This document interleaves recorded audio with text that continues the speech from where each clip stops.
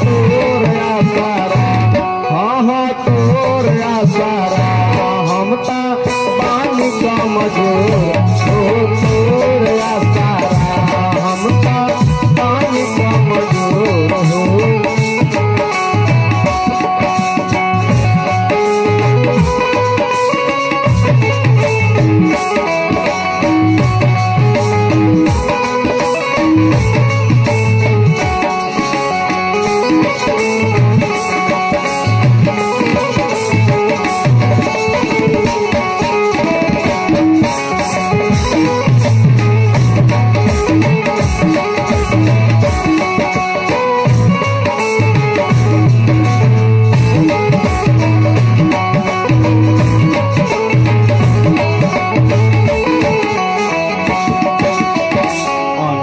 के आँख दिलू कोढ़ियन के काया,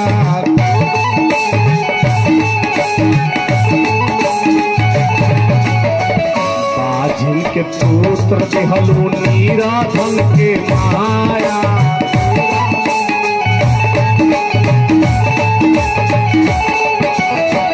अंधरन के आँख दिहलू कोढ़ियन के काया,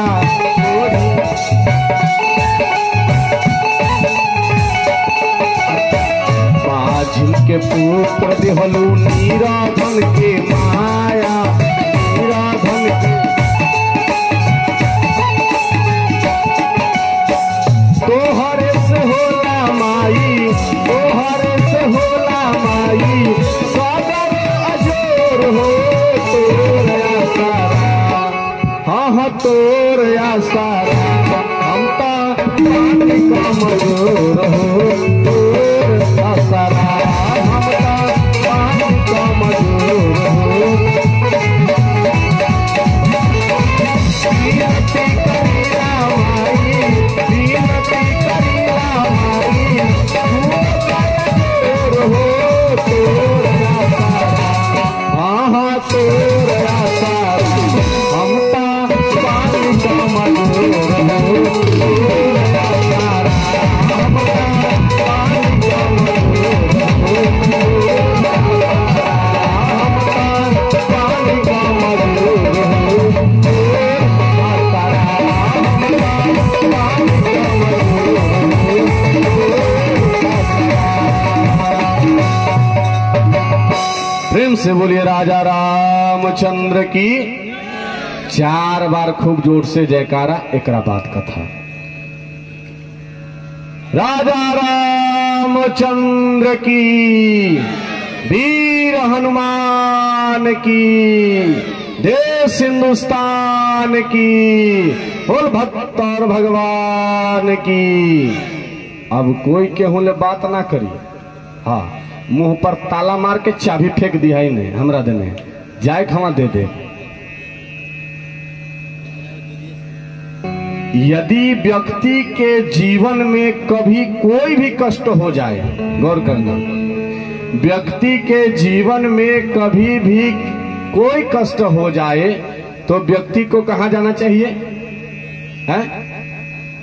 व्यक्ति को जाना चाहिए गुरु के पास, आचार्य के पास, अपने से बड़ों के पास, ज्ञानी के पास, पुजारी के पास, गुरु के पास है जाना चाहिए। व्यक्ति को अपने कष्ट को बताना चाहिए, क्योंकि दुनिया का हरेक कष्ट का निवारण गुरु के पास होता है?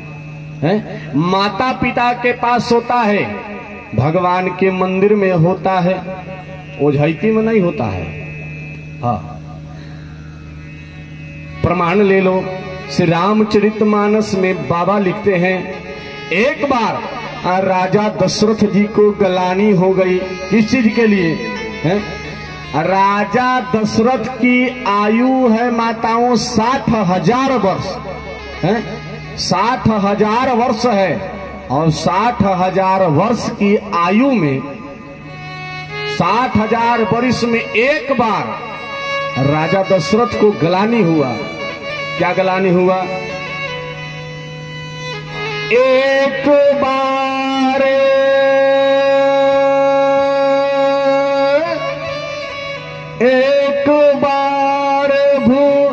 पति मन माही,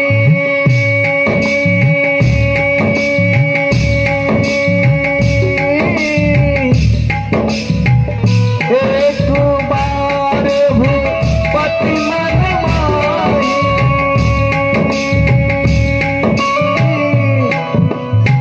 गए गलानी मोरे सुत माही। राम सिया राम, राम सिया राम, सिया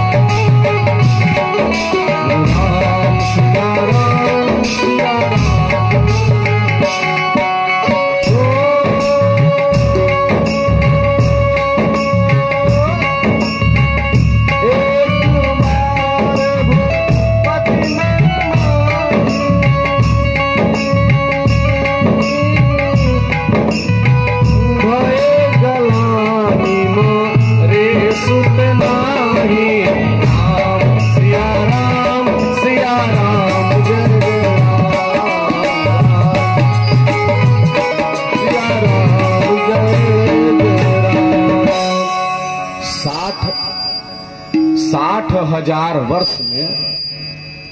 साठ हजार वर्ष में एक बार गलानी है। एक बार गलानी क्यों हुई?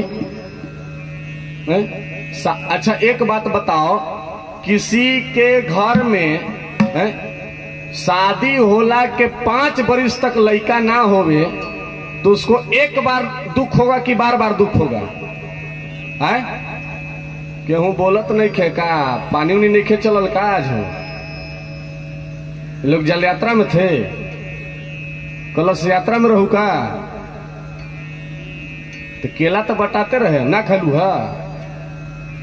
अब बोलबू ना तो जाके चूड़ी की ना, उन्हें जिलेबी की दुकान हुई। कथा सुनल कौन जरूरी है? कथा सुने का मतलब होला बोले के चाहिए। प्रेम से बोलिए राजा रामचंद्र की। व्यक्ति का विवाह हो जाए, अब 5 बरिस तक लड़का ना होके तो एक बार नहीं बार बार गलानी होगी है। और सबसे बेसी तक गलानी होकर बगलवा वाला के हो। आधा गांव फिकराल बा, फलनवा के बियाह होले 13 साल भइल लइकवे नहीं के होत हो। आधा गांव ओकरा पीछे पगलाल है। जिसका ना है वो तो टेंशन में है, उसके पीछे आधा गांव है। लेकिन राजा दशरथ को एक बार गलानी हुआ। एक बार गलानी क्यों हुआ? सुनो, वशिष्ठ मुनि के आश्रम में वशिष्ठ मुनि की पत्नी अरुंधति मैया अपने बालक को गोद में लेकर के खिला रही है।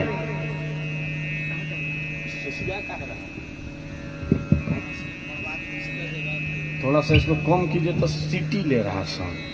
हाँ इसका इसका इसका हाँ। अरुंधति मैया जो है बच्चे को खिला रही थी। अब बाबा वशिष्ठ आ गए दरवाजे पर, देखा मैया खिला रही है बालक को। बाबा के नेत्र से हर हर हर हर हर हर आंसू बहने लगा। अरुंधति मैया जाकर के पूछी, ए बाबा अरे क्यों रो रहे हो? आप क्यों रो रहे हो? वशिष्ठ मुनि कहती है कि देवी सुनो, मैं जिस कुल घराने का कुल गुरु हूं उनके घर में कोई संतान नहीं है, कोई संतान नहीं है।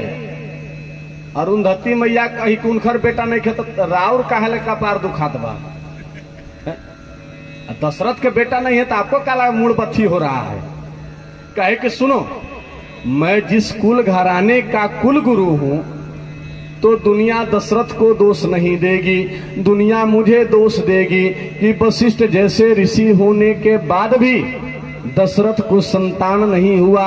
इतने प्रतापी सन्यासी बाबा होने के बाद भी कोई उपाय नहीं ढूंढा और राजा दशरथ आज तक किसी संतान के बारे में सोचे नहीं हैं। तो देवी बताओ, उनके घर में संतान नहीं होगा तो दुनिया कैसे नहीं मुझे दोष देगी? है? दुनिया मुझे दोष देगी। उपाय क्या किया जाए? अरुंधति मैया ने कहा कि सुनिए, 24 घंटे के अंदर 24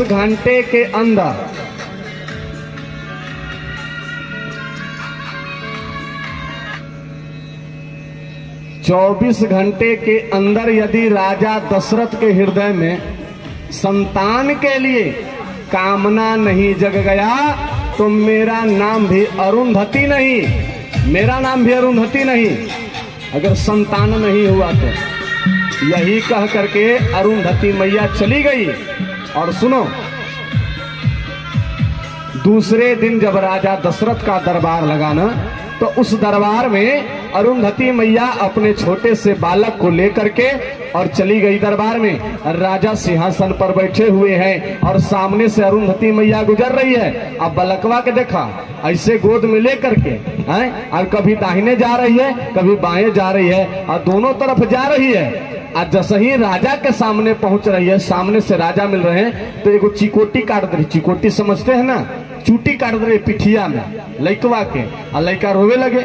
और जैसे ही लड़का रोने लगे, तुरंत राजा दशरथ कहे, मैया अरे क्या बात है, लड़का क्यों रो रहा है?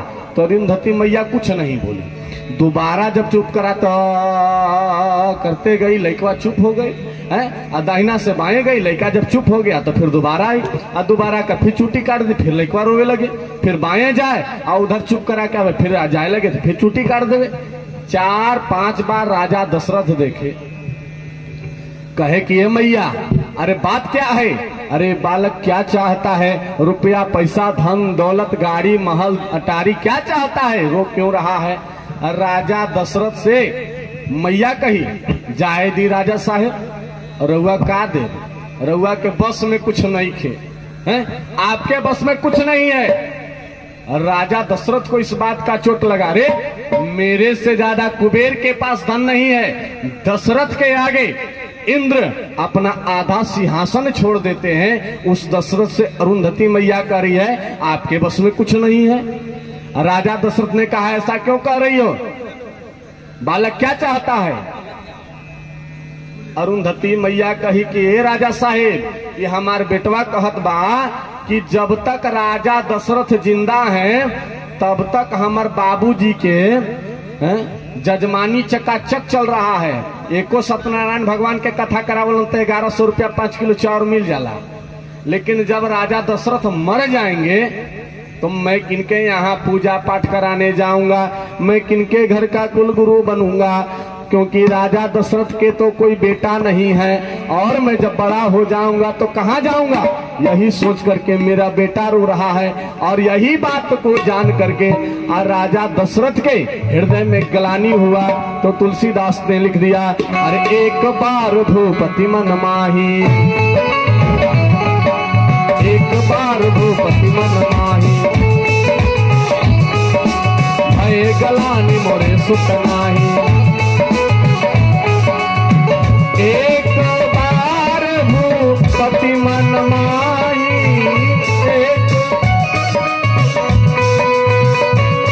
भूपति मन माही, भय ग्लानि मोरे सुत नाही, भय ग्लानि मोरे सुत नाही। एक बार ग्लानि हुआ, तो जब ग्लानि हुआ तो कहाँ गए हैं? आज के आदमी का लड़का नहीं होगा तो कहाँ जाएंगे? ओझा पास हैं? तो ओझवा मार कही, उलट पखिया लगी, चिपा दे दा बनवाला, बगल के नजरावल है, लांघन परल बा, बाप हो बाप हैं।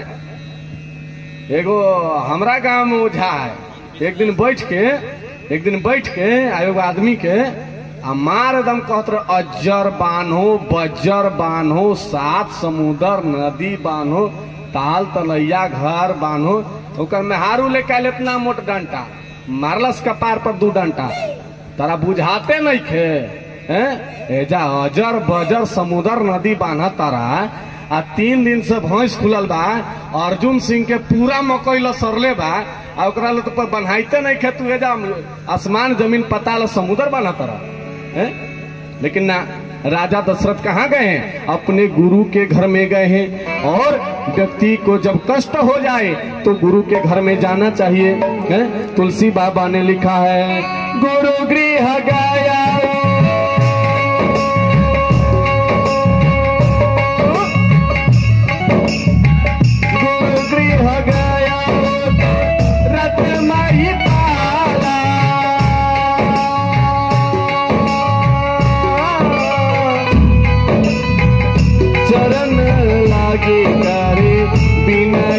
विशाला। राम सिया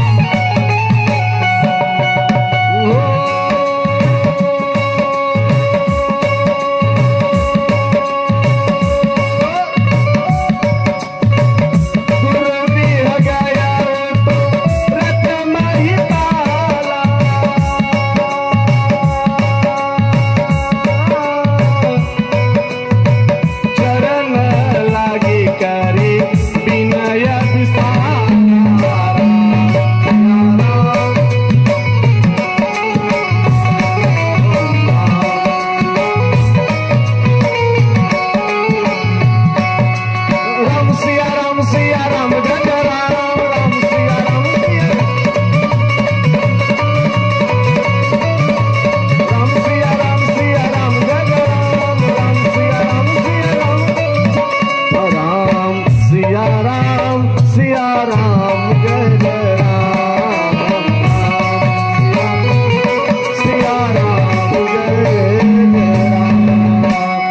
गुरु जी के घर में गए और गुरु जी के घर में प्रणाम किए। और प्रणाम करने से सुनो 4 चीजों की वृद्धि होती है। अभिवादनशीलस्य नित्यं वृद्धोपसेविनः चत्वारि तस्य वर्धन्ते आयुर्वेदायशो बलम। 4 चीजों की वृद्धि होती है। क्या क्या है? अभिवादनशीलस्य, अभिवादन करने से, प्रणाम करने से बढ़ता है। अभिवादनशीलस्य नित्यं वृद्धोपसेविनः चत्वारि तस्य वर्धन्ते। आयु, विद्या, यश और बल, ये 4 चीजों की वृद्धि होती है। और राजा ने जाकर के गुरु के चरणों में प्रणाम किया, गुरु ने आशीष दिया। और जब प्रणाम करने के बाद आशीर्वाद गुरु दिए तो अपना सुख और दुख राजा ने सुनाया। निज सुख दुख सब गुरु ही सुनाओ, कहीं वशिष्ठ बहु विधि समझाओ। अपने गुरु के पास सभी प्रकार के जितने भी सुख हैं दुख हैं सभी सुनाते हैं। और फिर गुरु समझा करके कहते हैं, हे राजन धीर धरो, धीर धरो। तुम्हारे घर में, तुम्हारे जीवन में मंगल होगा, चारों तरफ से खुशहाली आ जाएगी, घबराने की कोई आवश्यकता नहीं है। गुरु से कहते हैं, राजा जाकर के गुरु से कहते हैं, अपना सुख और दुख सुना रहे हैं राजा जा करके अपने गुरु से। और ऐसा हर एक व्यक्ति को अपने जीवन काल में करना चाहिए, क्योंकि इधर उधर कहीं सुनाएंगे अपने सुख और दुख को तो मजाक उड़ाएंगे। लेकिन गुरु आचार्य ऐसे होते हैं, पौरोहित ऐसे होते हैं जो आपका मजाक नहीं उड़ाते बल्कि उसका उपाय ढूंढ कर देते हैं। तो जा करके गुरु से कह रहे हैं राजा दशरथ, कैसे? अरे कवने जनमावा के, अरे कवने जनमावा के, अरे कवने जनमावा के, कवने जनमावा के, अरे दुखवा हमार गुरुजी बोली, गुरुजी बोली, ये गोलाना बिना सोना लागे साना साथे, गोलाना बिना।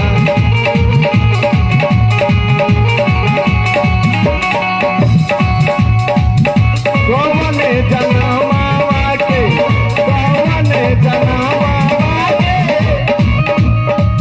कौने जनमावा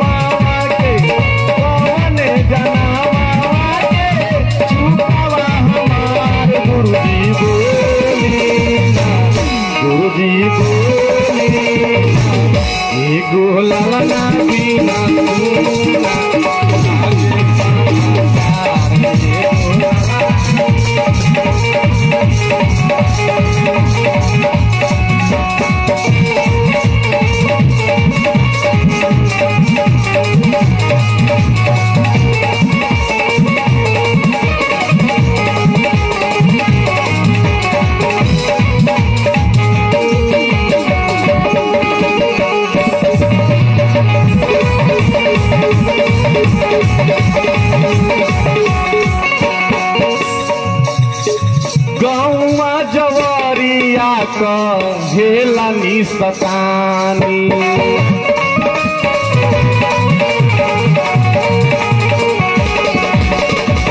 सुनी सुनी हमारो बढ़ेला परेशानी।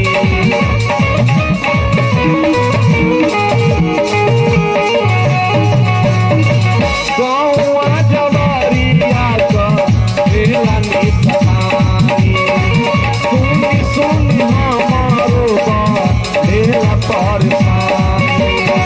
सुनी सुनी हियारा में, सुनी सुनी हियारा में उठला जवार। गुरुजी बोले एगो ललना बिना सोना लागे सोना सारा।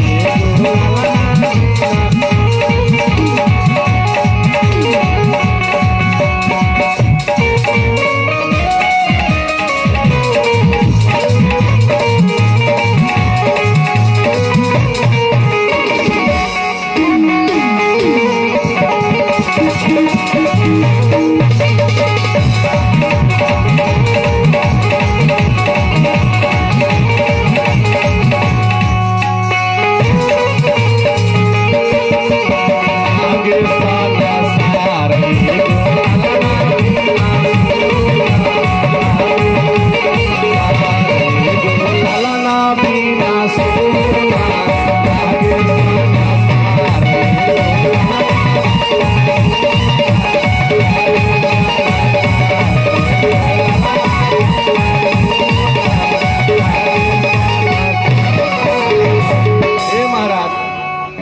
घर में कसहूं एगो लड़का हो जाए बड़ा आनंद। अच्छा एक बात बताइए, कथा में आनंद आ रहा है ना? आए आनंद आ रहा है पूरा पूरा। आप लोग को भी आए केकरा केकरा नहीं खियावा, नहीं खियावा तो 5 रुपया दे, समोसा खा का जी। प्रेम से बोलिए राजा रामचंद्र की।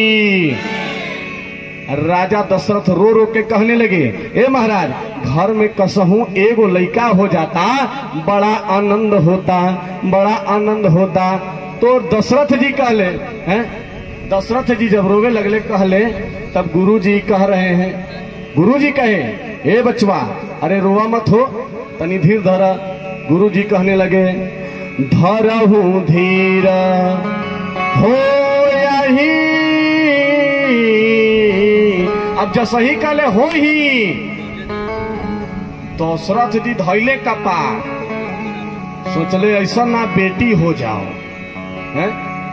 जैसा ही कहले गुरुजी अरे धरहूं धीर हो यही, जैसे ही कहले हो यही, दशरथ जी धैले कपार, बेटी हो गई। तब आज के भी समय में बेटा हो जाए तो ओकरा फुआ गोदी ली है, मौसा ली है, मौसी ली है, काकी ली है, गांव भर के लड़कवा खेलई है। और लड़कवा के मुहवा देने करके कहिए विधायक बनबा, डीएम बनबा, इंस्पेक्टर बनबा, इंजीनियर बनबा। आ बेटी हो जाए तो अगर बेटी हो गई तो ले जाओ दूर के जंगल में, आ ले जाके कहिए मुआबू बेटी मुआबू। हाँ लेकिन सुनो, बेटियां भी अब किसी क्षेत्र में कम नहीं है। अगर चाहे हिमालय पर चढ़ना हो या अंतरिक्ष में जाना हो, देश चलाना हो, राष्ट्रपति बनना हो, प्रधानमंत्री बनना हो, डॉक्टर हो, इंजीनियर हो, बैंक की कर्मचारी हो, सभी जगहों पर स्त्रियों का मान सम्मान कम नहीं है। पर प्रतिष्ठा से नारियां भी आज किसी क्षेत्र में कम नहीं है। समझ गए? तो गुरु जी कहने लगे, तो दशरथ जी पूछे महाराज बेटी हो गई तब, बेटी हो गई तब? गुरु जी कहे बेटी नहीं होगी। कहे कि काहे नहीं होगी, कैसे आप प्रमाण दे रहे हैं? तो सुनिए, कथा सुनिएगा, गौर कीजिएगा। 1 मिनट कथा से दूसरी कथा की ओर मैं जा रहा हूं। एक बार श्रवण कुमार अपने माता और पिताजी को कांवर में बैठा करके चारों धाम की यात्रा करवा रहे थे। यात्रा कराते समय अयोध्या नगर के पास से जब गुजरे थे, तो दशरथ जी हिरण समझ करके जब श्रवण कुमार पानी भरने गए सरयू नदी में, तो हिरण समझ करके बाण चला दिए और श्रवण कुमार के सीने में जब बाण लगा, श्रवण कुमार ने नदी के किनारे ही अपने प्राण का त्याग किया था। और माता पिता को पानी पिलाने के लिए दशरथ जी स्वयं घड़े में पानी लेकर के गए थे कि श्रवण के माता और पिता चंद्रकला और उद्वन को मैं पानी पिलाऊं और पुण्य का भागी बन जाऊं। जो हुआ वो हुआ। तो जैसे ही दशरथ जी पहुंचते हैं चंद्रकला और उद्वन के पास, जल लेकर के, पानी लेकर के जैसे ही पहुंचते हैं, उन्हें आभास हो जाता है माता पिता को, श्रवण के माता पिता को। और जैसे ही पता चलता है कि मेरे बेटे को दशरथ जी का बाण ने हत्या दिया है, दशरथ जी के बाण से मेरे बेटे की मृत्यु हो गई है। चंद्रकला और उद्वन ने एक श्राप दिया था, हे महाराज दशरथ, जिस प्रकार आज मैं अपने बेटे के लिए, बेटे के वियोग में अपना प्राण त्याग रहा हूं, अपना प्राण त्याग रहा हूं, एक दिन तुम भी बेटे के लिए प्राण त्यागोगे, एक दिन बेटे के लिए प्राण त्यागोगे।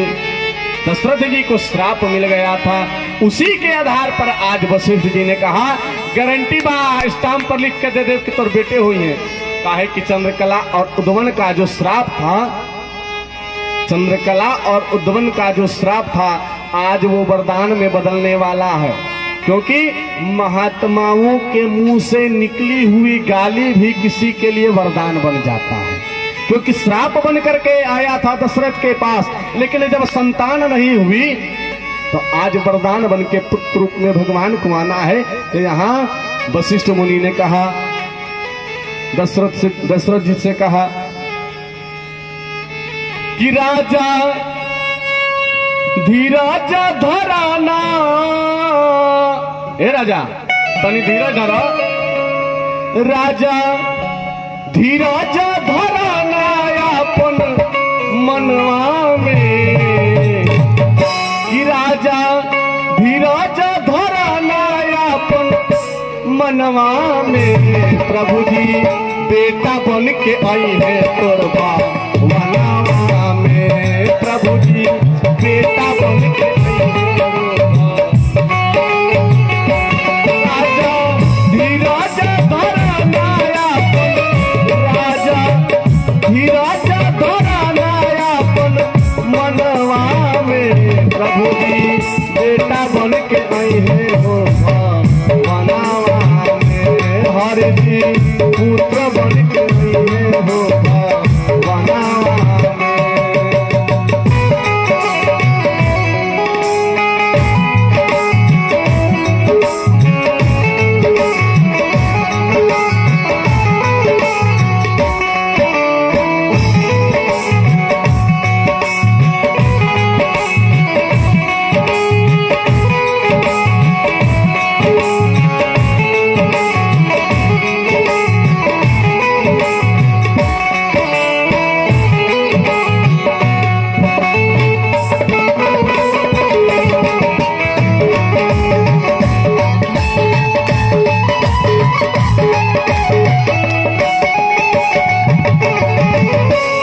कहले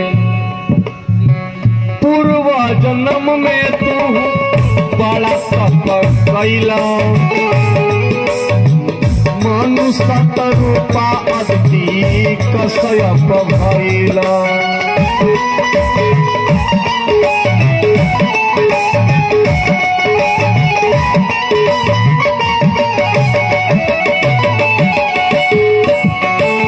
पूर्व जन्म में बड़ा तप कैला,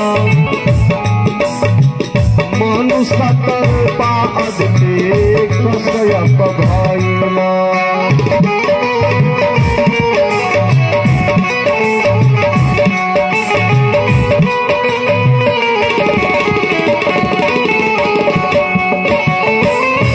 राजा दशरथ बनके, राजा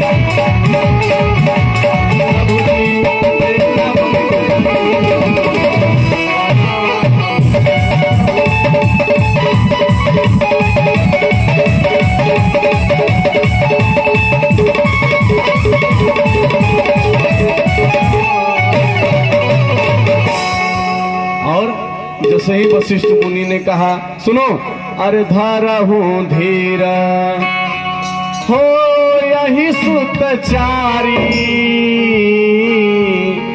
त्रिभुवन विदित भगत भयहारी। राजन, आपके घर में एक नहीं चार चार बेटा के जन्म होगा, और चार चार ऐसा बेटा के ना कि केकरो के नाक चुबता, केकरो के पेट फाटल बा ना।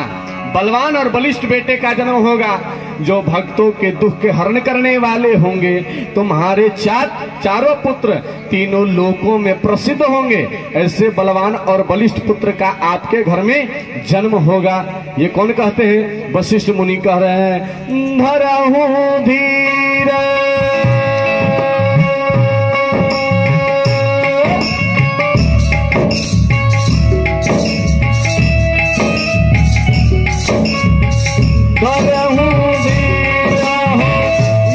सुतचारी,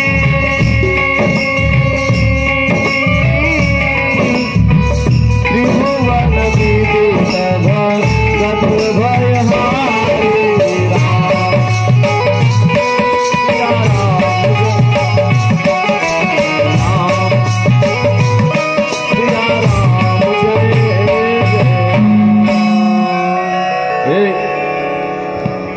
आप जो है धीरज रखिए, आपके घर में बलिष्ठ पुत्र का जन्म होगा, और साधारण बेटे का नहीं, बहुत बलवान बेटे का जन्म होगा।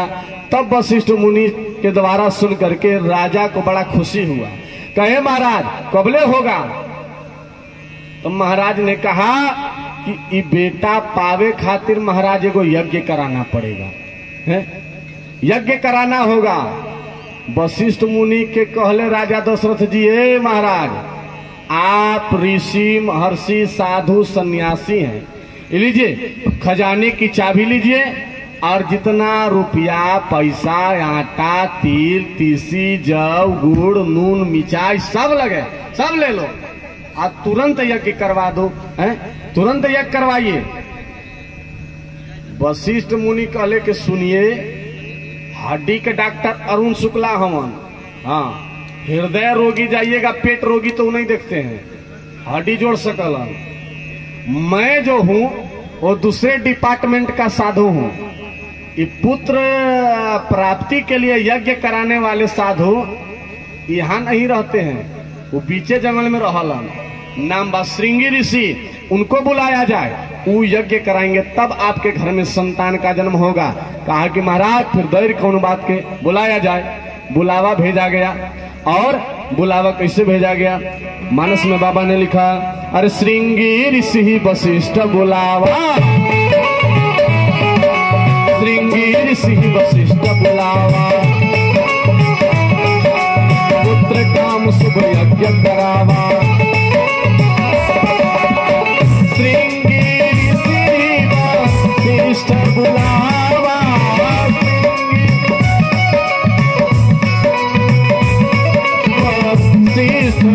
बुलावा, पुत्र काम शुभ यज्ञ करावा, पुत्र काम शुभ यज्ञ करावा। उनको बुलाया जाए और यज्ञ करवाया जाए। महर्षि को बुलाया गया है।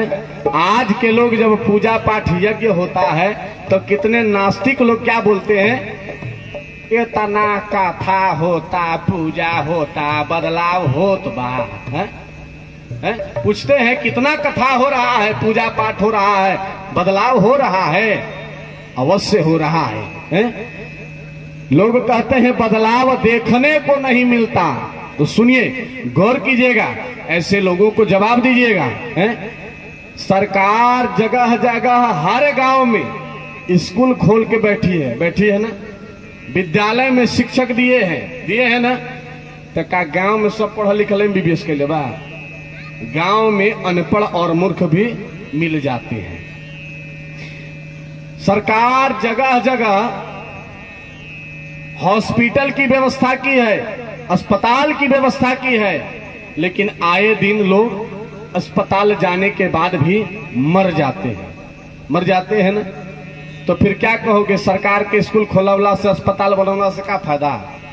जी नहीं। अगर विद्यालय नहीं होता तो जो लोग आज पढ़े हैं ये भी मूर्ख नजर आते। अगर अस्पताल नहीं होता तो जो आज लोग अस्पताल जा करके जीवित मिल जाते हैं ये भी लोग मृत अवस्था में हमें मिलते या ना मिलते।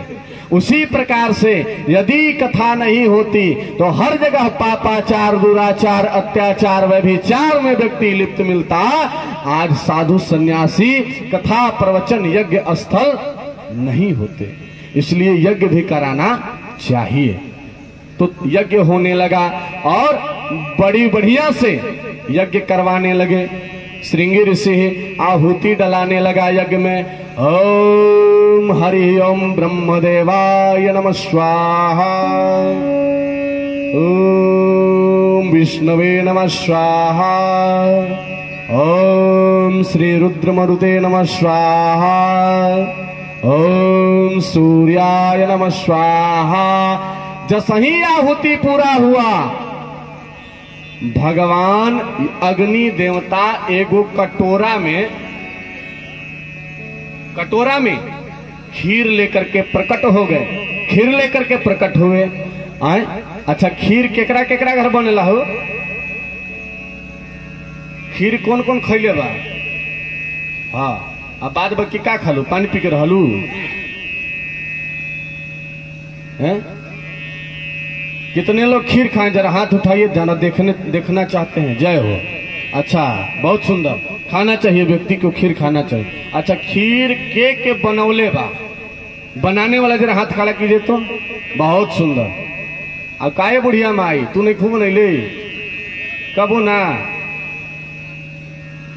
पुतोह बना देली जाएगा नीमन बा है? अच्छा, खीर बनेला तो ओकरा में का लगेला हो? चाउर, चीनी और दूध है? अच्छा, हमरा लगल कि गांव में ना डाला। हाँ, कतना लोग तक पका गए ना का डालो है? तो खीर लेके प्रकट भइले। आप प्रकट हुए है? प्रकट हुए कैसे? भगति सहित मुनि आहुति दीने,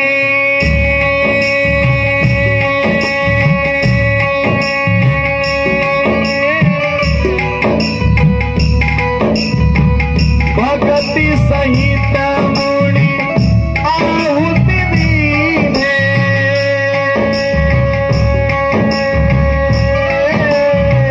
प्रगट अग्नि चरु कर लीने।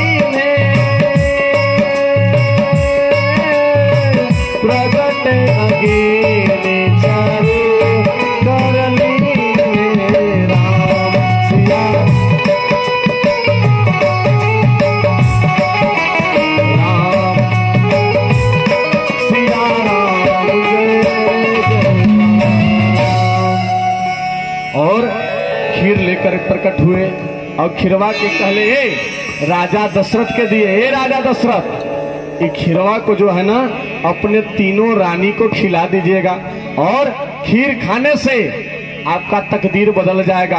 आपके घर में बेटा का, पुत्र का, संतान का जन्म होगा। आपका कहले कि चाउर, चीनी और खीर।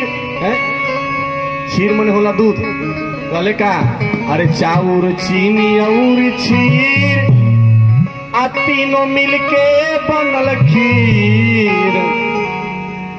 अरे चाउर, चीनी और खीर तीनों मिलके बनल खीर। खीर खैला से बदल जाए तकदीर। राजा ने खैला से बदल जाए।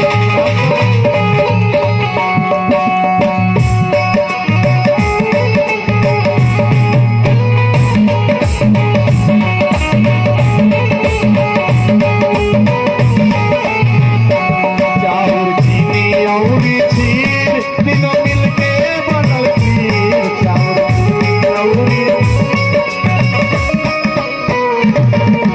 चीनी और खीर तीनों मिलके बनल खीर चाउर खीर खैला से बदल जाए माता दी राजा जी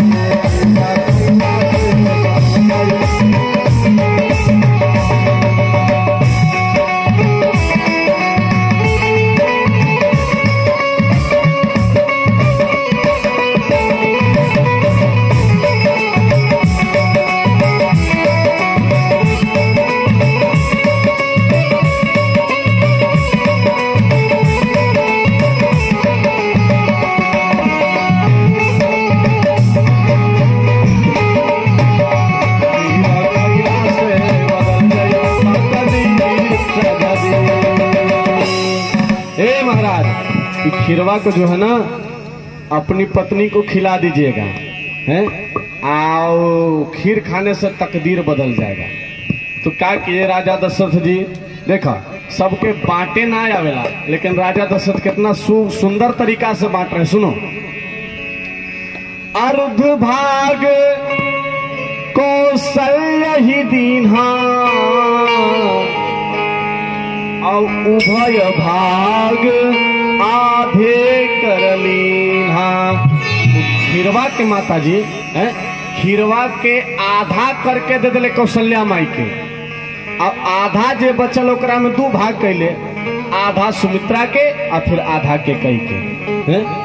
खीर बांटे के तरीका देखो, आधा दे दिले कौशल्या माई के, आधा में से आधा करके सुमित्रा के और फिर आधा जो बचल उसके कई के।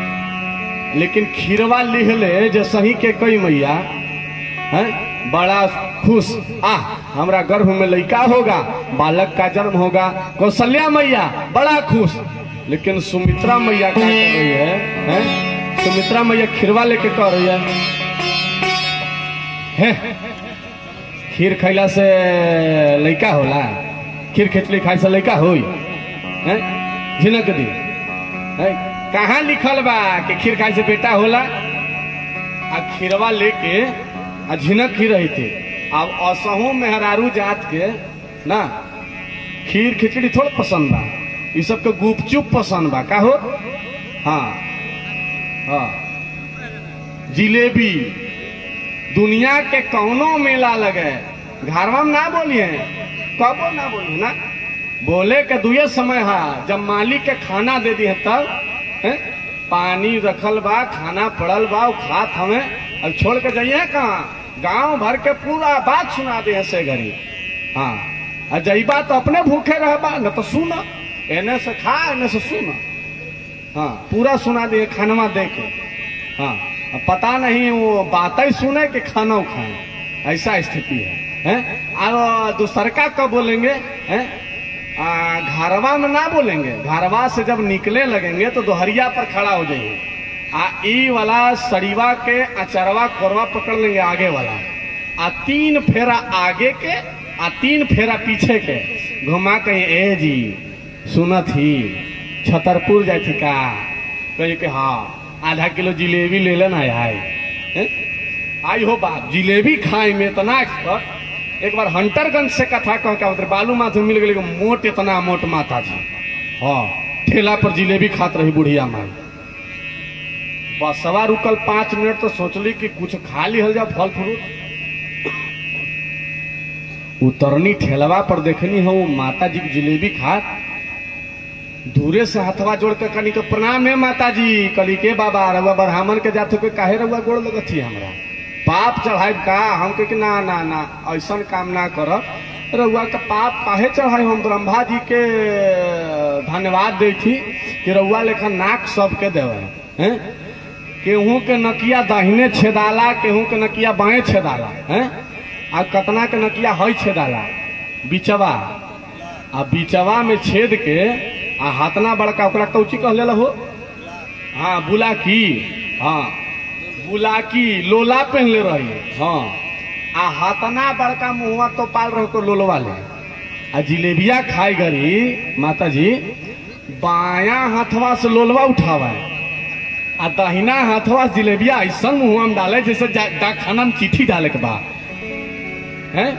ये सबके जिलेबी पसंद है, खीर कहाँ पसंद है, खिचड़ी थोड़े पसंद है। हाँ, ठेला वाला गुजर जाते है, रुका रुका रुका आजे गुपचुप तनी खिया दा 4 गो तब जगह जा। ये सबको गुपचुप पसंद है। लेकिन सुनो, खीर को लेकर के और सुमित्रा मैया जो है वो झिनक रही थी, खीर खैला से लड़का होला है। तब तक एगो आया चील और चिलिया खीरवा के लेकर के चल गया कहाँ, जहां माता अंजना तपस्या कर रही है। अब माता अंजना तपस्या कर रही है, वहां पर ले जा करके माता अंजना को चिलवा दे दिया खीर, और उहे खीर खैला से हनुमान जी का जन्म हुआ। वही खीर खाने से हनुमान जी का जन्म हुआ है। गाते हैं ना हम लोग, हनुमान जी का बहुत सारा भजन है, कीर्तन है, गाते हैं। और हमारे गुरु जी गाते थे, बराबर हर मंच से गाते थे। वही हनुमान जी का जन्म हुआ था कि एक आना दू आना आना आना। ये पुरनका बुढ़िया माई गावत रही, अब के तो सब भुला गइलन। अभी से ने साउंड जा रहा था, देखा ललका लहंगा कमाल कैले बा, जल यात्रा निकलवा के जात बा साउंड। हाँ, आगे तो से बजावे जाते ललका लहंगा कमाल कैले बा। आगे घड़ी रास्ता में देखो सुने तो भतीजवा कमैया जिंदाबाद। बताइए कहाँ चला जा रहा है। लेकिन बुढ़िया माई लोग कितना सुंदर गाती थी।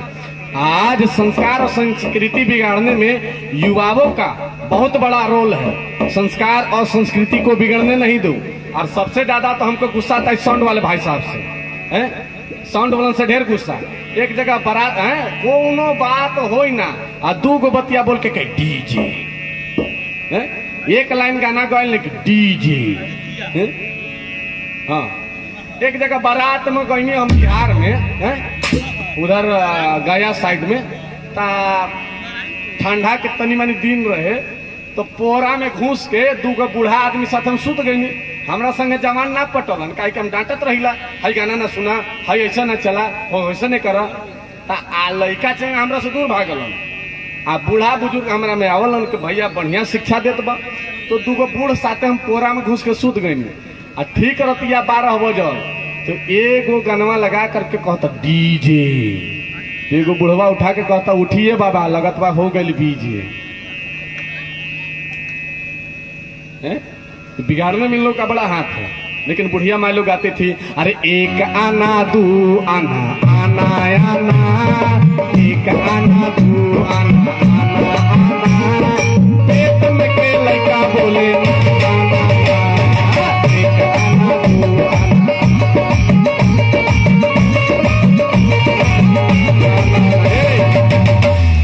और वही हनुमान जी जिनके बारे में आज तक गूंजता है कैसे,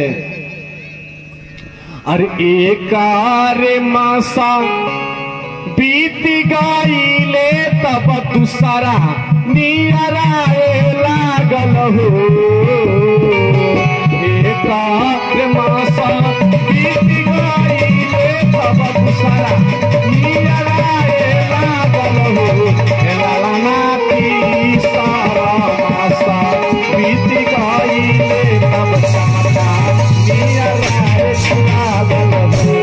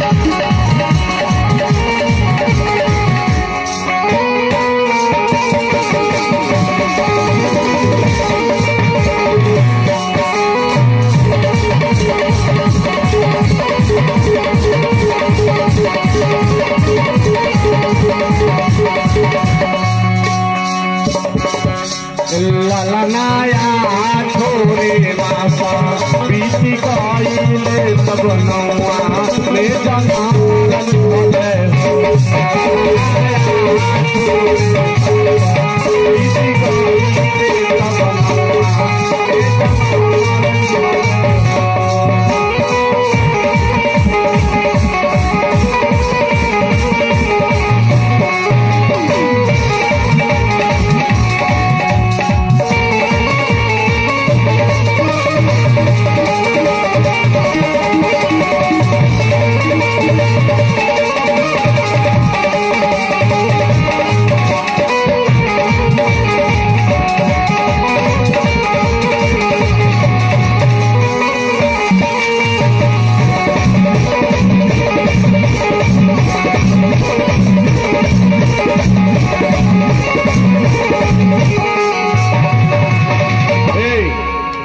तो हनुमान जी का इधर जन्म हुआ था वही खीर खाने से।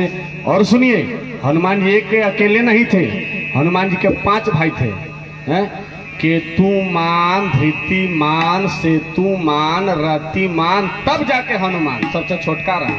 हाँ, तो इधर हनुमान जी का जन्म हुआ। और सुनिए, और वही खीर खाने से रानी गर्भवती हुई। रामचरितमानस में बाबा लिखते हैं कि एही विधि गर्भ सहित सब नारी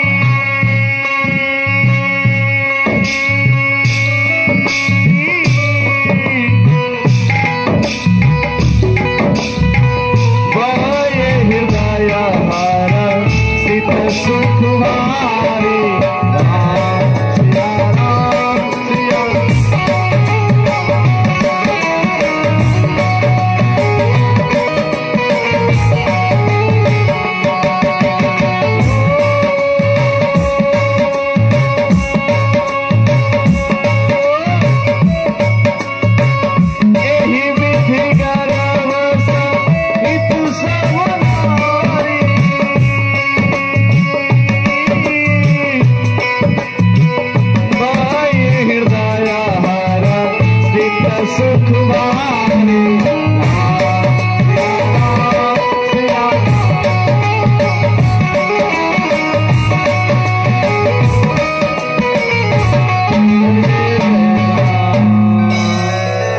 रानियां गर्भवती हुई।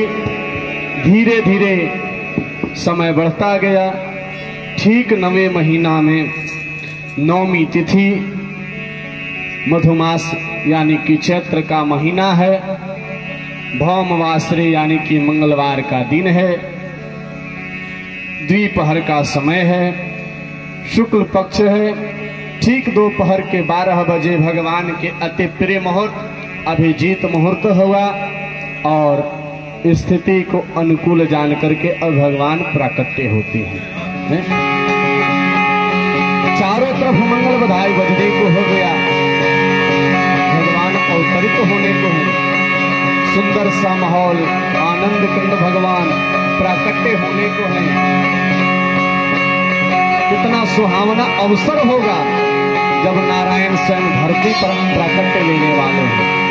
और क्या कहते हैं कि 9वीं तिथि मधु मास पुनीता, शुक्ल पक्ष अभिजीत हरि।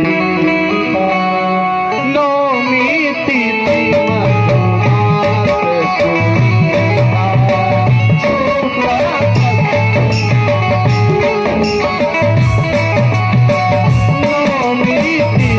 मधु मास पुनीता, शुक्ल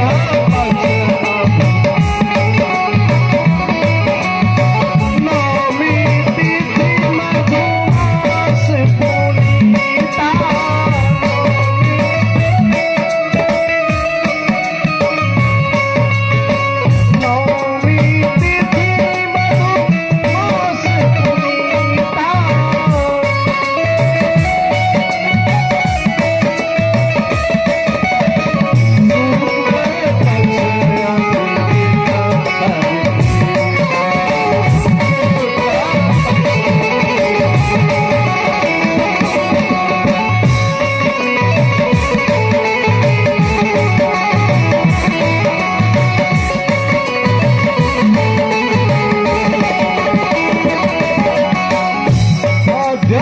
दिवस अति शीतल घामा।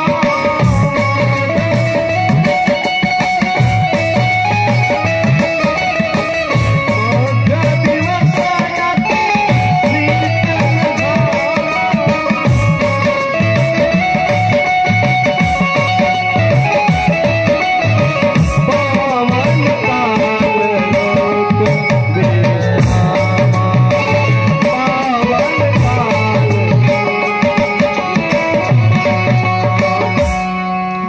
बहुत पावन समय हो गया, हरि के प्राकट्य का समय हो गया और शुभ समय जानकर हरि का प्राकट्य हुआ, भगवान प्राकट्य हुए। प्रेम से बोलिए राजा रामचंद्र की, रामचंद्र भगवान की, अयोध्या नगर की, सिलदाग ग्राम की, कथा सुनने वाले श्रोताओं की।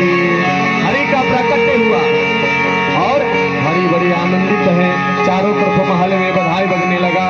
और सुनो, उस मनोहर समय में जब हरि का प्राकट हुआ तो हर एक गांव में है, सुनिएगा गौर से, अनुभवी लोग बैठे, हर एक जगह पर दो प्रकार के लोग होते हैं। एगो के कहल जाला सुघरी, एगो के कहल जाला फुहरी। गौर कीजिएगा, हंसने वाली बात नहीं है। सुघरी कहने का अर्थ होता है जैसे जो लोग अपने समय पर कार्य को करते हैं, जैसे प्रातः काल उठ जाना है, जैसे माताओं के लिए प्रातः काल उठ जाना है, चौका बर्तन करना है, भोजन बनाना है, अपना कार्य करना है। लड़का शिव जी के बियाह होत वाला लड़का तरह राम जी के जन्म में जो लड़ाई करबा जान लिया जाए। बोल सियावर रामचंद्र भगवान की। जो महिलाएं, जो स्त्री, जो नारी प्रातः काल उठ के चौका बर्तन करने में, भोजन बनाने में, बाल बच्चों को विद्यालय पहुंचाने में, पति को ऑफिस नौकरी काम आदि तक उनके जाने में मदद करती है, अपने कार्य को निपटाती है, समय से करती है, ओकरा कहल जाता है सुघरी, माने अच्छा सुंदर। और फुहरी 11 बजे उठी है आ ओटा पर बैठ के, ओटा बुझत रू ना, हाँ, ओटा पर बैठ के हाई 10 गो है 10 गो यह बकेट वाला, दांत वाला, आ दोनों करे से लगा ये जेसीबी। आ 1 घंटा तक पहले पूरा जेसीबी चली भर कपार, ओकरा बाद सांस ले कहिए का ये बुढ़िया बनौले बड़े हैं, तबले सासू से झोटा झोटी हो, आ बिना नहैले धोवैले आ भर पेट खा के ओकरा बाद साबुन और शैम्पू ले चलिए नहाए। इनको कहा जाता है फुहरी। अयोध्या नगर में भी कुछ नारियां ऐसी है। क्यों? क्योंकि बाबा तुलसी लिखते हैं कि जिस समय जन्म हुआ ना, उस समय अयोध्या नगर की कुछ नारियां जो हैं उसी रास्ते से गुजर रही हैं। अब भगवान का जन्म हुआ है दोपहर में, गौर करना, भगवान का जन्म दोपहर में हुआ है और नारियां नहा करके आ रही है, तो दोपहरिया में के नहा ला, दोपहरिया में के नहाएगा? सुघरी की फुहरी दोपहरिया में के नहाए? तो दोपहर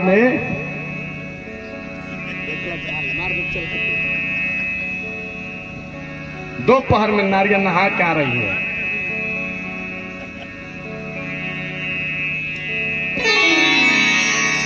दोपहर में नारियां नहा करके आ रही है। और तुलसी बाबा मानस में लिखे हैं कि सिनी शिशुरुदन परम प्रिय बानी, असंभ्रम चली आई सब रानी।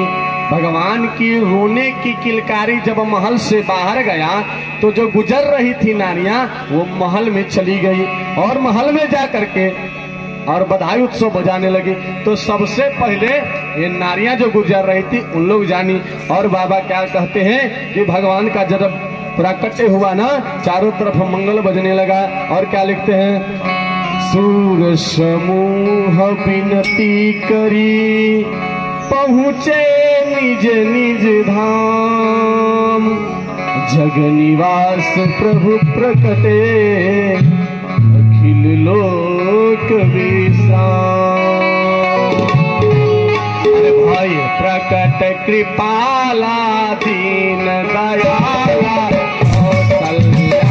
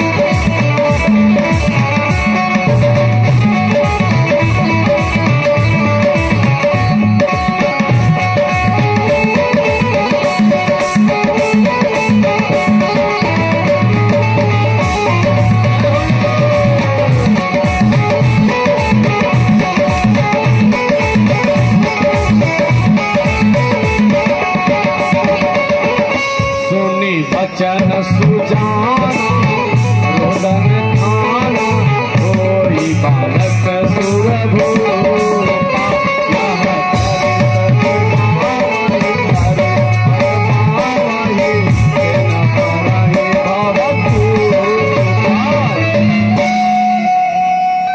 और कहते हैं भगवान से कि जो ऐसे भजन को गाते हैं, जो इस स्तुति को गाते हैं, वो कभी भगवान के धाम जाने से चुकते नहीं, इस भवसागर में कभी फंसते नहीं, भवसागर पार हो जाते हैं, नारायण के धाम जाते हैं। इसलिए भगवान के प्राकट उत्सव में आइए हम सब मिलकर के भगवान की मीठी मीठी ताली बजाते हुए संकीर्तन करें। और भगवान का प्राकट्य कैसे हुआ सुनिए।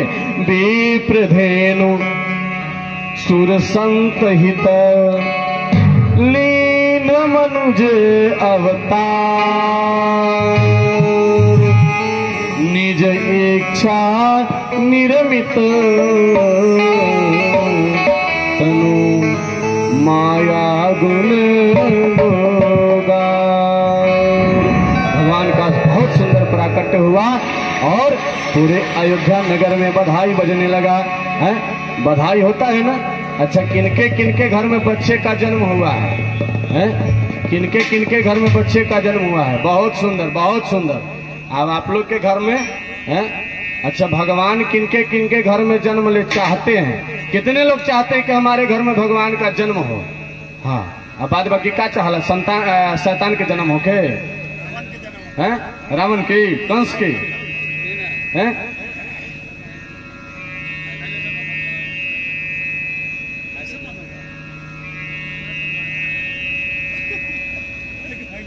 कितने लोग चाहते हैं कि हमारे घर में भगवान का जन्म हो? दोनों हाथ खड़ा कीजिए, जय हो। तो भगवान के जन्म होता है अपने घर में। जब बच्चे का जन्म होता है तो माताएं क्या करती है? क्या करती है? गीत गाती है, थरिया बजाती है। का थरिया पिटाला की ना? हाँ, गीत गाती है, थरिया बजवाती है। और बाद फिर जकर पे लड़का जन्म होला, लड़की को कर ननद आती है तो पायल दियाता है, झुमका दियाला, का हो गाला सेट दियाला है। और जकरा घरे लड़का का जन्म होला ओकरा के डीजे लगा के सोहर बजेला है। और गांव भर की महिलाएं जाती है, खूब आनंदित होकर के गीत और नृत्य करती है, भजन कीर्तन होता है, आनंद होता है। तो बताइए कि घर घर में जकरा घरे लड़का के जन्म होला है, संतान का जन्म होता है तो इतना खुशी, तो भगवान के जन्म में कितना खुशी होना चाहिए? ओकरा ले कम की बेसी ना, तो सब कोई उठ जाइए, उठिए और उठ करके तनिका आगे आ जाइए। हाँ, सभी लोग जय हो, जय हो। आज जितने भी लोग हैं सभी लोग एकदम जम के दोनों हाथ उठा करके झूम करके एकदम। हाँ, इतना पीछे रहबू तो भगवान के दर्शन कैसे हुए? तनिका आगे आओ, जय हो। बस बस बस बस बस, हाँ बस बस बस, साउंड बचे भैया। हाँ, कबो कबो होला। जय हो। और भगवान का जब जन्म हुआ चारों तरफ उत्सव मनने लगा। कैसे? धनी धनी चैत महीनमा, सब कोई अरे धनी धनी चैत महीनमा, सुघरे समैया हो।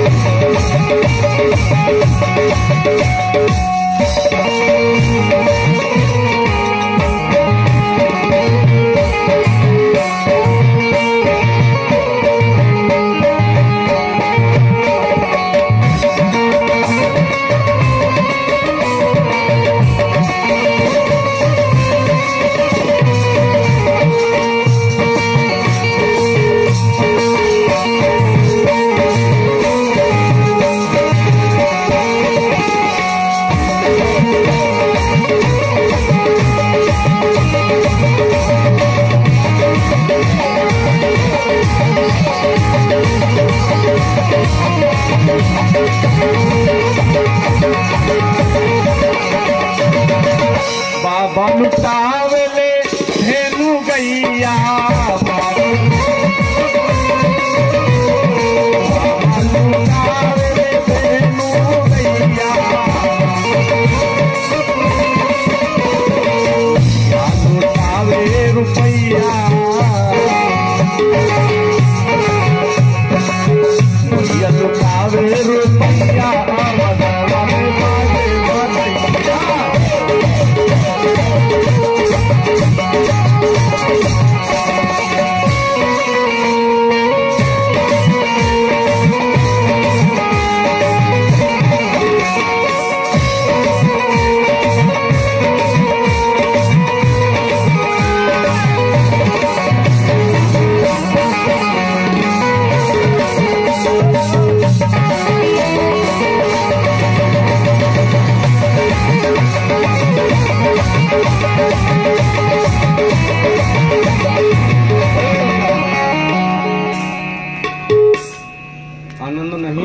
है, समय भी हो चला है।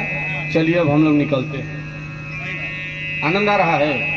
हमको तो नहीं लग रहा है। आ रहा है? आनंद आ रहा है तो एक एक हम देखनी है पियर चंदन लगल से चाचा जी नाचत हो। अब बाकी बात तो ऐसा गोड़ हाथ बांध के खड़ा है जिसे लगत भाई कोनो के लाश जात होके आ धीरे धीरे चुपे चाप भाई कनु बोले के नहीं थे। अरे भगवान के प्रकट हुआ है। अब एक चीज आपको कह दी थी, जे जे ई भगवान के जन्म उत्सव में नाची ना ओकर ठेहुना में दर्द हो जाओ। हाँ, अब केकरो ठेहुना में दर्द हो तो हमारा दोष मत दिया भाई। ऐसे अगर नाच ला सब दर्द दूर है।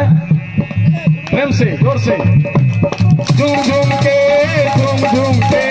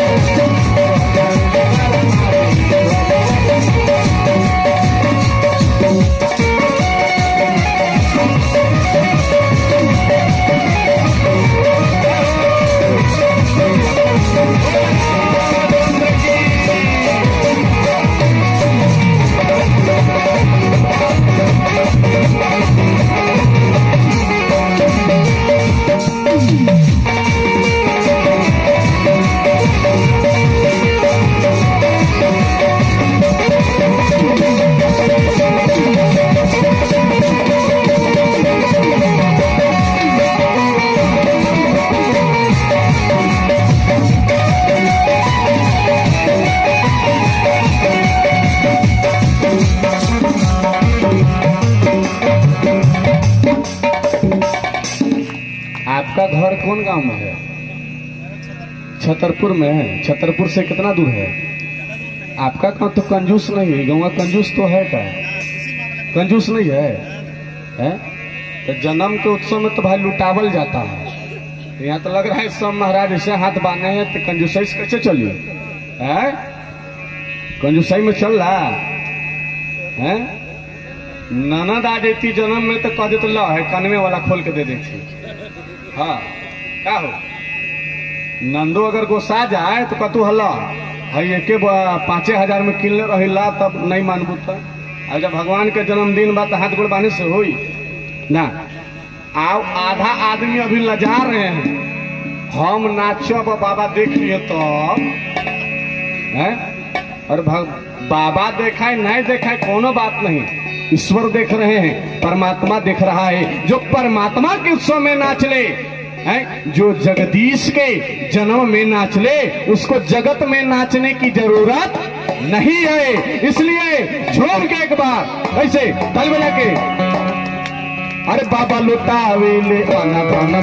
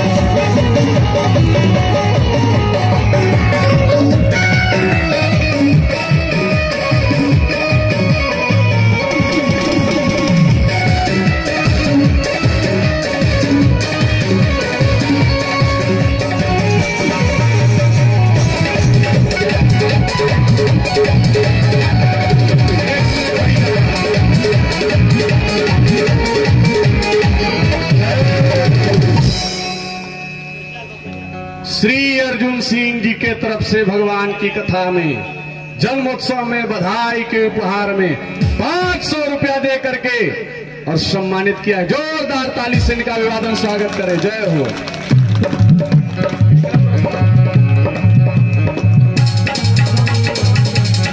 श्री सुदामा चंद्रवंशी जी इस दुर्गा पूजा समिति के संचालक महोदय की तरफ से 1 जीरो घटा के हम सब में से 1 जीरो घटा 50 रुपया दे करके सम्मानित किया गया है।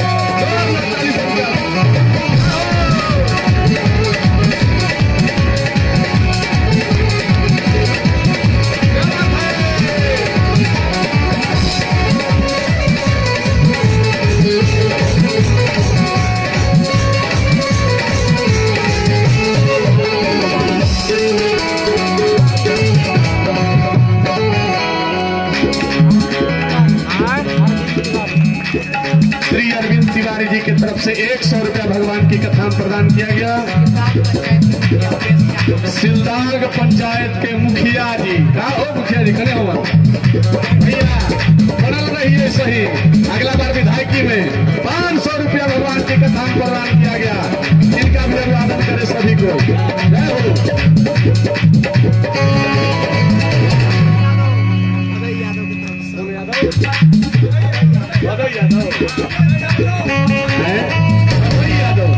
श्री भदई यादव जी की तरफ से 100 रुपया भगवान की कथा में प्रदान किया गया। जोरदार ताली से इनका भी अभिवादन कर दे। श्रीमती सरस्वती देवी जी की तरफ से 21 रुपये भगवान की कथा में प्रदान है। अभिवादन करते हुए जोर से झूम के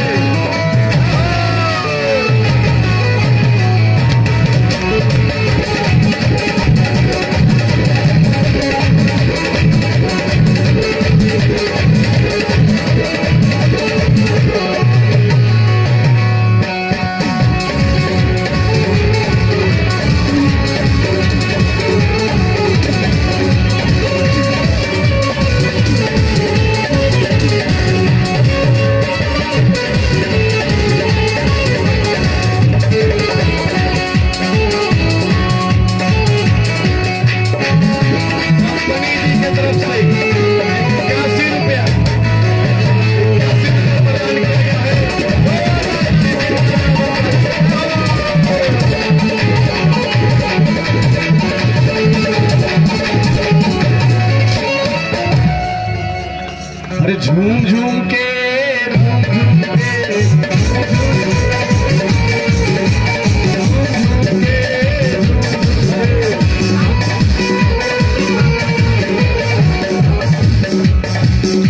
सिलदाग पंचायत के भूतपूर्व पंचायत समिति श्री अशोक चंद्रवंशी जी की तरफ से भाई भुवर का 500 के नोट दिया गया है। जोरदार ताली से इनका अभिवादन स्वागत करें।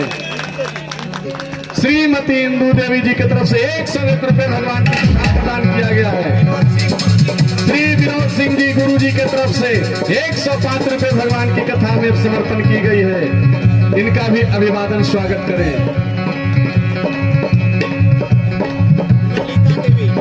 श्रीमती ललिता देवी जी की तरफ से 100 रुपये भगवान की कथा में आई है। श्री संदीप सिंह मीडिया प्रभारी जी की तरफ से 100 रुपये भगवान की कथा में आई है। इनका भी अभिवादन स्वागत करें।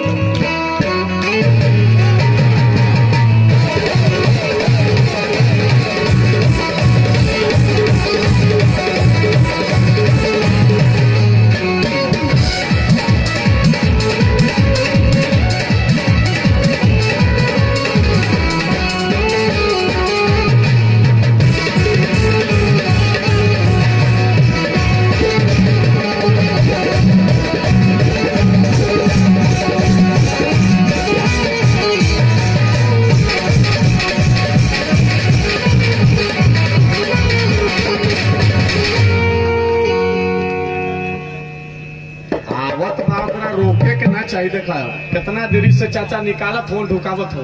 घर लिया जाओ।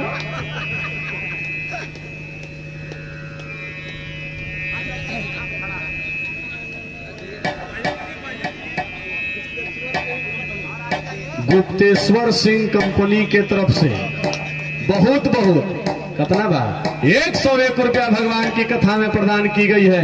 इनका भी जोरदार ताली से अभिवादन स्वागत करें। भगवान इनके अंधर को पूर्ण रूप से भरे रखे। ऐसे बाबा लुटावे ले धेनु गैया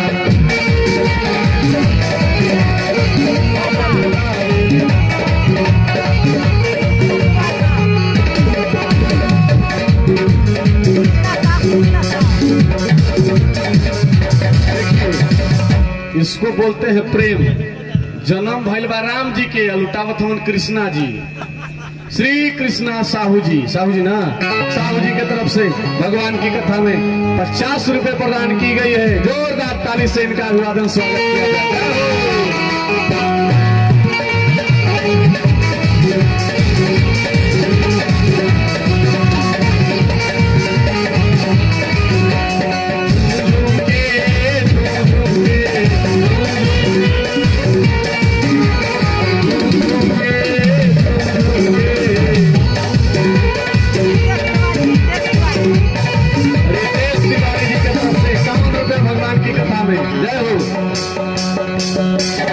गावेली नर नारी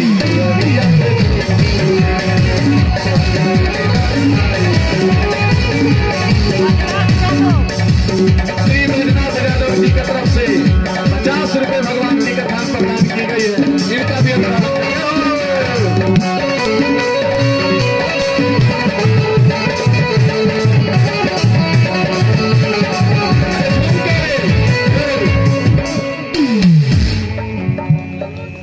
ऐसा बाबा ना है जब पैसा धरा दे तो खुश हो जाए ढेर आ छोड़ दे ना, बिना नचौले छोड़ा बना। हाँ, इसलिए सबको झूम के हाँ, अरे सोहर गावेली नारा नारी गरिया पे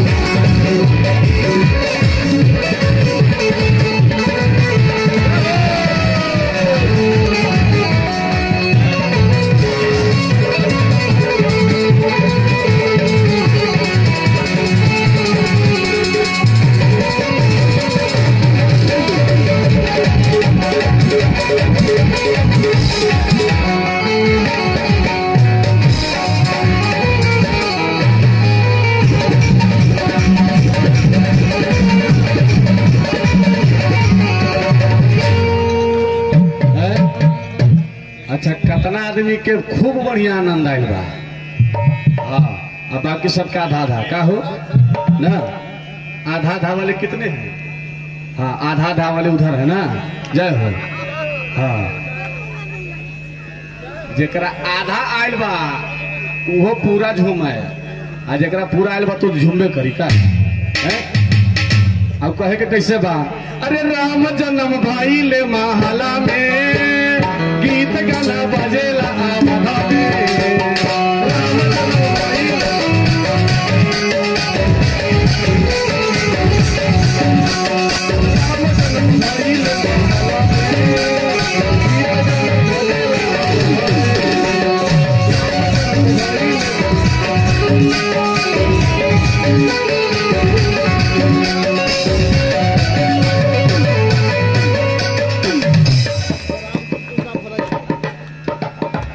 श्री भोला यादव जी के तरफ से, गांव का नाम भैया तुकतुका, ये कौन गांव हो? तुकतुका गांव। श्री भोला यादव जी की तरफ से 100 रुपए भगवान की कथा में आई है। जोरदार ताली से इनका अभिवादन स्वागत करें।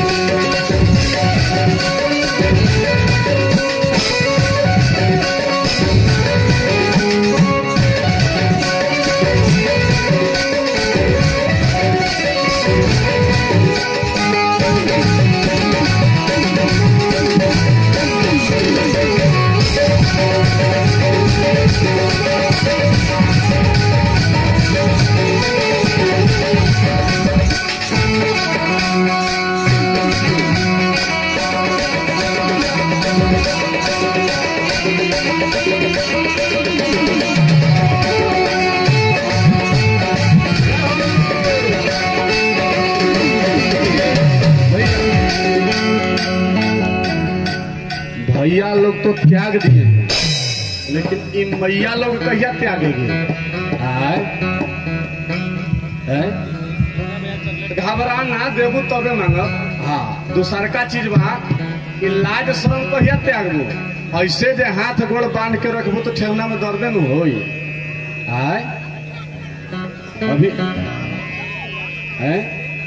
अभी कथा कह के हम आवत ही कहाँ ले? लेसलीगंज से हम आ रहे हैं। यहाँ से हम 70 किलोमीटर से ज्यादा की दूरी है, 80 किलोमीटर की दूरी से हम कथा सुनाने के लिए आए हैं। अब फिर 80 किलोमीटर जाए, अब जब 4 घंटा फिर हम कथा कहो।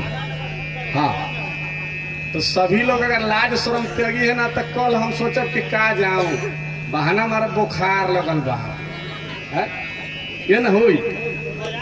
तो जिनको सुनना है भगवान के कथा में आनंदित होकर के एक बार झूमना पड़ेगा। भतीजा के बिया हम ऐसे नचबू, ऐसे से करके ऐसे कौन नाच होला? अरे तनी झूम के, और नइखे बुझात तो तनी 4-5 गो जोड़ा जा। हाँ, नइखे बुझात तो तनी 4-5 गो जोड़ा गई लिए के में गोल जवन कथा करावत रही बाप हो बाप, हमनी को कहे पड़त रहे तनी रुक जाई, अब तनी रुक जाई, मंच लगल डोले। हाँ, याद आवता राती के हमको, तब वो सही सब कोई मिल के एक बार झूम के, अरे राम जन्म भइले महला में, गीत गाना बजेला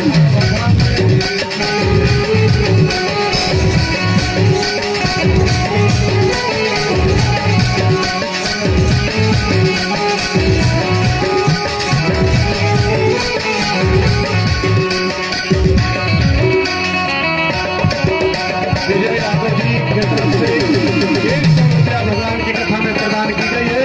इनका भी जोरदार ताली से स्वागत करते हो।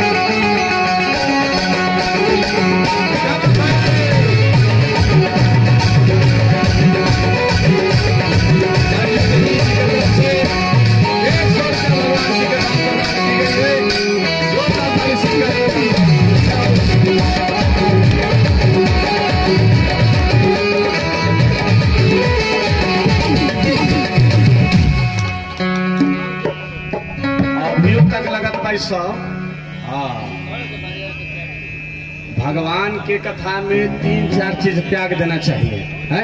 एक जगह कथा कहत रही तो हम गावे बैठनी मंच पर, बोलो रघुपति राघव राजा पतित पावन सीताराम।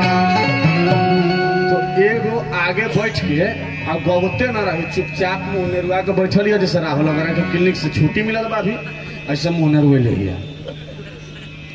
तब पूछनी के का बात है? कहते हमार उनकर नाम है। तो कैसे नहीं? उनकर नाम है सीताराम नाम रहे उनकर। तो कहते कि नाम बात कैसे नहीं? हम कहे कि कैसे नहीं? हम सोचनी कि जाए तो 1 मिनट ना बीतल कि कहली है कि बाबा एगो उपाय सूझल है। उपाय सूझल बा? हाँ, उपाय सूझल बा तो गावा। तो गावत अरे हम गावत रही कि रघुपति राघव राजा राम अपतित पावन सीताराम। तब वो आगे में बैठ के गावत रही रघुपति राघव राजा राम अब पपुआ के पापा के इहे बाना। तो ऐसा ना होके के चाहिए दादा, खूब बढ़िया झूम के हैं। और सुनो, भगवान की कथा में देखो, ये जब हथेलियों के बारे में जानोगे ना, इको प्रेशर करने वाले डॉक्टरों से मिलना। ये हथेलियों में पूरे शरीर के अंग का एक पॉइंट होता है, इन्हीं हथेलियों में जब ताली बजाते हो ना तो ये एक्टिव होते हैं और पूरे शरीर में एक एनर्जी जागृत होती है। इसलिए सभी को ताली बजाना चाहिए। और नाचने से, गाने से, झूमने से शरीर के अकड़न जकड़न सकड़न जितना होगा सब खुल जाए। और सब कोई के एक बार मिल के अंतिम बार में है अगर भगवान से कुछ चाहिए तो झूम करके गा करके नाच के मांग लो। आप लोग भी हाँ सब कोई मिल के हाँ हम देखे चाहे नहीं देखे, यहाँ रामचितमानस श्री भगवान बैठे हैं, भगवान सबको देख रहे हैं, इसलिए सबको एक बार झूम के गा करके कैसे अरे जन्म ले ले हमें संगे चार भाई हो, घरे घरे बता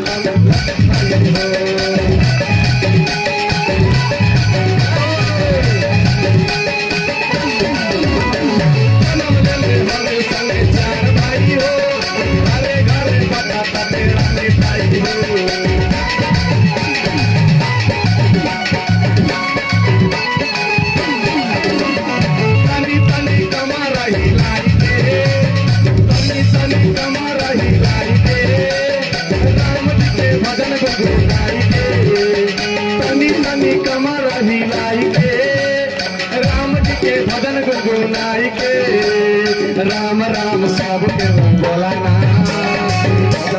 भाई तनी बोलाना राम जी के भजन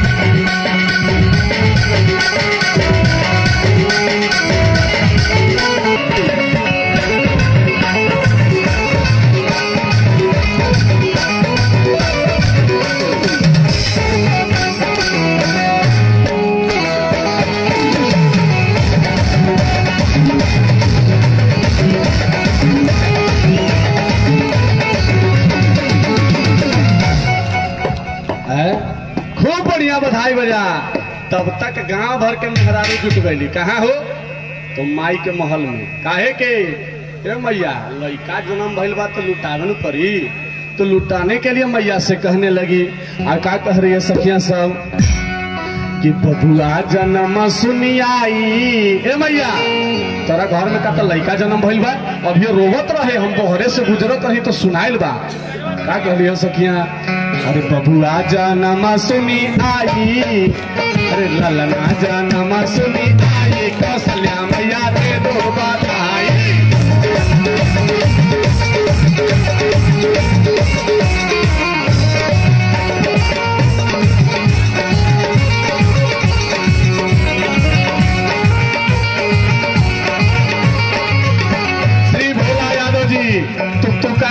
से फिर 50 रुपया आएगा। जोरदार ताली से अभिवादन स्वागत कर। जय हो।